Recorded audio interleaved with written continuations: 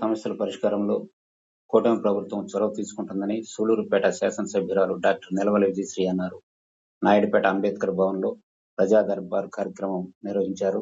ఈ సందర్భంగా వివిధ ప్రాంతాల నుంచి వచ్చిన ప్రజల నుంచి వినతులు స్వీకరించారు. ఆర్డీఓ దేవేందర్ రెడ్డి ఆధ్వర్యంలో జరిగిన ఈ కార్యక్రమంలో నాయుడుపేట, ఓజిలి, బెళ్లకూరు తదితర మండలాలకు చెందిన వారు వినతి పత్రాలు అందజేయగా వారికి తగిన రసీదులను ఎక్కడికక్కడ అందించారు. ఆయా కార్యక్రమంలో తహసీల్దార్లు, ఎంపీడీఓలు, ఇతర శాఖల అధికారులు పాల్గొన్నారు. ఇలా ప్రజా దర్బార్ కార్యక్రమం నియోజకవర్గంలో ఏర్పాటు చేయడం ద్వారా సమస్యలు పరిష్కారం లభిస్తుందని ఎమ్మెల్యే ఈ సందర్భంగా తెలియజేశారు.